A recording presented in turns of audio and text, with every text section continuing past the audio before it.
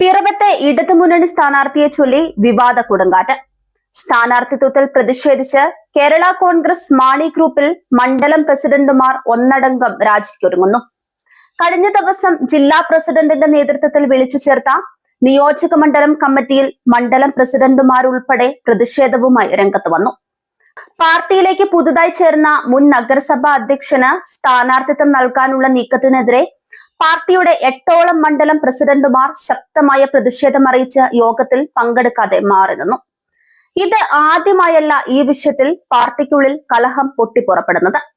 2021 നിയമസഭാ തെരഞ്ഞെടുപ്പിനോടനുബന്ധിച്ച് ഇതേ വ്യക്തിയുടെ പേയ്മെന്റ് സീറ്റ് വിവാദം പാർട്ടിക്കുള്ളിൽ വലിയ പൊട്ടിത്തെറിയാണ് ഉണ്ടാക്കിയത്. ഇതുമൂലം സമീപ മണ്ഡലങ്ങളായ പാല, കടുത്തുരുത്തി തെരഞ്ഞെടുപ്പ് ഫലങ്ങൾ പാർട്ടിക്ക് പ്രതികൂലമായി.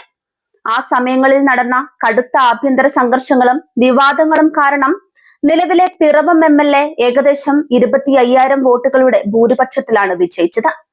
എന്നാൽ അതേ വിവാദ സ്ഥാനാർത്ഥിയെ വീണ്ടും തെരഞ്ഞെടുപ്പ് സമയത്ത് പാർട്ടിയിലേക്ക് കൊണ്ടുവന്ന നിഗൂഢ നീക്കമാണ് ഇപ്പോൾ പുതിയ പ്രതിഷേധത്തിന് ഇടയാക്കിയിരിക്കുന്നത്.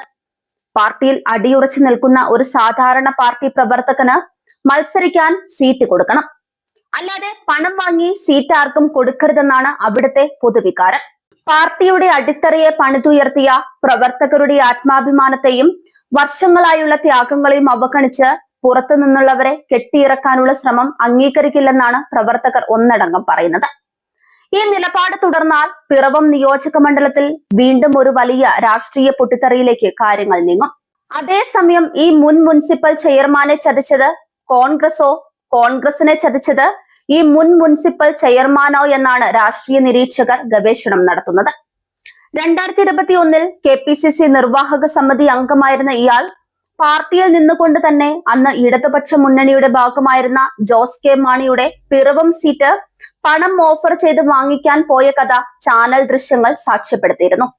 2026 തെരഞ്ഞെടുപ്പ് അടുത്തിരിക്കെ കേരള കോൺഗ്രസിൽ യാതൊരു പ്രവർത്തന പാരമ്പര്യവുമില്ലാതെയും ജനഹൃദയങ്ങളിൽ എന്നും സ്മരിക്കുന്ന കേരള രാഷ്ട്രീയത്തിലെ ഭീഷ്മാചാര്യനും കേരള കോൺഗ്രസ് പാർട്ടിയുടെ ലീഡറുമായ KM മാണിയെ ശവപ്പെട്ടിയിലാക്കി പിറവം പുഴയിലൊഴുക്കിയ രാഷ്ട്രീയ പാരമ്പര്യമാണ് ഈ മുൻ നഗരസഭാ ചെയർമാന്റെ മുതൽക്കൂട്ട്. ഇയാളെയാണ് പാർട്ടി LDF സ്ഥാനാർത്ഥിയാക്കി പ്രഖ്യാപിച്ചിരിക്കുന്നത്. മാണി സാറിനെ സ്നേഹിക്കുന്ന ആത്മാഭിമാനമുള്ള ഏതെങ്കിലും കേരള കോൺഗ്രസുകാരോ മാണി സാറിന്റെ ആത്മാവോ ഈ തീരുമാനം പൊറുക്കുമോ? പേരാവൂരിലും ഇതാണ് സ്ഥിതി. അവിടെയും സ്ഥാനാർത്ഥിയെ കെട്ടിയിറക്കാനുള്ള തീരുമാനത്തിൽ പാർട്ടിക്കാർ ഒന്നടങ്കം പ്രതിഷേധത്തിലാണ്. കേരള കോൺഗ്രസ് രാഷ്ട്രീയം കൊണ്ട് കുടുംബം നശിച്ച ഉന്നതാധികാര സമിതി അംഗം ജോയ്സ് പുത്തൻപുര, ജില്ലാ പ്രസിഡന്റ് ജോയ് കൊന്നക്കൽ, മുൻ സ്ഥാനാർത്ഥി സജി കുറ്റിയാനിമറ്റം, അമൽ K ജോയ് തുടങ്ങിയവരെ മാറ്റി നിർത്തിയാണ് പുറത്തുനിന്നുള്ള വഴിപോക്കനെ സ്ഥാനാർത്ഥിയായി കെട്ടിയിറക്കുന്നത്. KM മാണി ജീവിച്ചിരുന്നപ്പോൾ പതിവായി പുലയാട്ടം നടത്തിയിരുന്ന ഇരിട്ടിയിലെ ആശുപത്രി മാഫിയ തലവനും ജോസഫ് ഗ്രൂപ്പുകാരനുമായ കോടീശ്വരനാണ് ഈ വഴിപോക്കനായ സ്ഥാനാർത്ഥി. ഇവർക്കൊക്കെ സീറ്റ് വിട്ടാൽ മാണി സാറിന്റെ ആത്മാവിന് പോലും ശാന്തി കിട്ടില്ല.